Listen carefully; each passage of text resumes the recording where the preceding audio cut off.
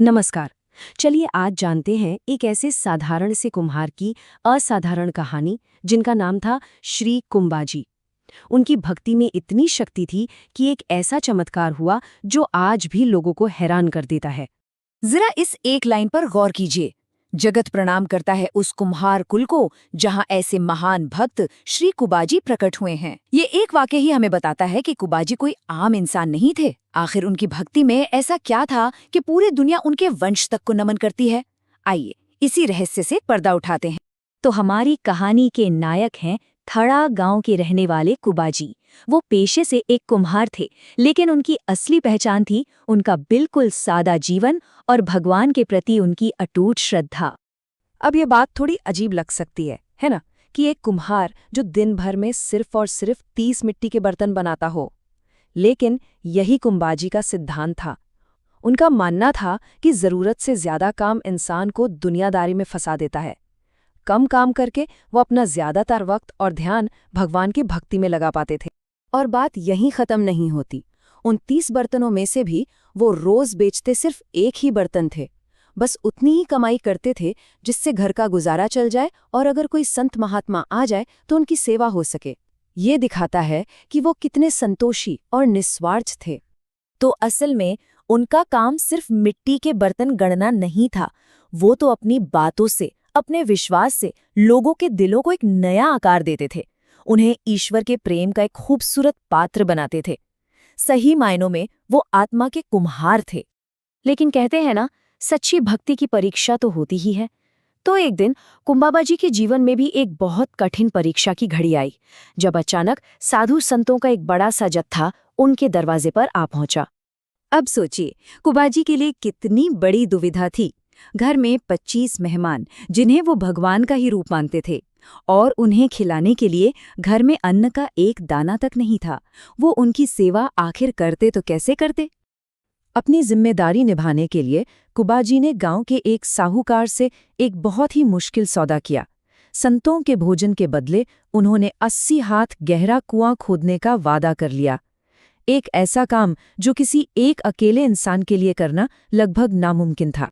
लेकिन इतना बड़ा वादा करने की हिम्मत उनमें आई कहाँ से? वो आई इस गहरे विश्वास से कि देनहार कोई और है, देत रहत दिन रैन। उन्हें पूरा यकीन था कि वो तो सिर्फ एक जरिया है, देने वाला तो कोई और ही है, और वो ईश्वर है। यही विश्वास उनकी सबसे बड़ी ताकत थी। तो जैसे ही संतों की सेवा पूरी हुई, कुबाजी अपना वादा निभाने में जुट गए। उन्होंने कुआं खोदने का वो मुश्किल काम शुरू किया, लेकिन उनके चेहरे पर कोई शिकन नहीं थी, बल्कि एक तरह का भक्ति भाव था, एक आनंद था। और जानते हैं, उन्होंने इस मेहनत वाले काम को भी एक साधना बना लिया था। उनके काम में एक गजब की लय थी, जहां शरीर की हर हरकत मन के मंत्र से जुड़ी हुई थी। जैसे ही उनका फावड़ा जमीन पर चोट करता, उनके मुंह से बस एक ही नाम निकलता, सिया राम। इस एक मंत्र ने उनकी सारी थकान को जैसे पूजा में बदल दिया था। और ये सिलसिला बस यूं ही चलता रहा। कुबाजी मिट्टी खोदते और उनकी पत्नी उस मिट्टी को उठाकर दूर फेंकती। उनका हर एक कदम, हर एक हरकत जैसे उनकी भक्ति का ही एक हिस्सा बन गया था। हर कदम पर, हर सांस में बस एक ही नाम गूंज रहा था, सिया राम।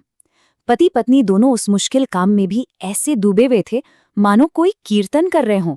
दिन बीतते गए और कुबाजी कुआं खोदते खोदते लगभग 80 हाथ की गहराई तक पहुंच गए। पानी निकलने के बिल्कुल करीब थे, लेकिन तभी कहानी में एक बहुत ही भयंकर मोड़ आया। जिस जगह वो कुआं खोद रहे थे, वहां की जमीन रेतीली और बहुत कच्ची थी, और ठीक उसी पल जब पानी मिलने की उम्मीद जगी, कुएं की दीवारें भर भराकर ढह गईं। ये एक बहुत ही भयानक हादसा था। हजारों किलो मिट्टी के नीचे कुबाजी जिंदा दफन हो गए। वहां से बच निकलने की कोई उम्मीद ही नहीं थी। साहूकार ने भी इसे उनकी किस्मत मान लिया, और परिवार पर तो मानो दुखों का पहाड़ ही टूट पड़ा। इस घटना को पूरा 1 महीना बीत गया। सबने ये मान लिया था कि कुबाजी अब इस दुनिया में नहीं रहे।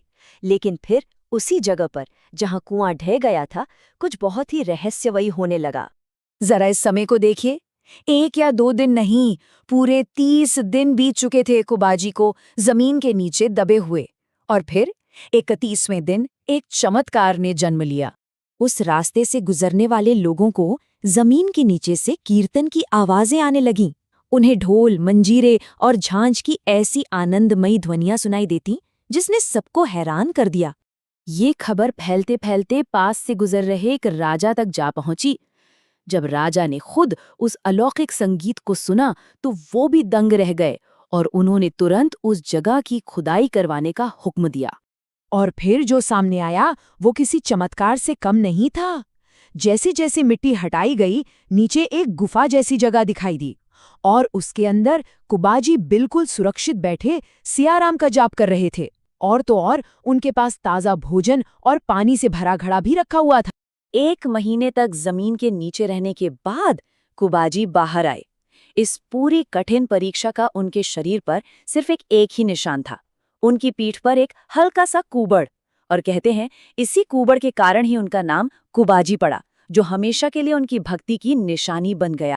कुबाजी की ये कहानी हम सभी को एक गहरे सवाल पर सोचने के लिए मजबूर करती है कि अटूट विश्वास और बिना किसी स्वार्थ के की गई सेवा में आखिर कितनी शक्ति हो सकती है। इस कहानी के गहरे मतलब पर विचार जरूर कीजिएगा। नमस्कार।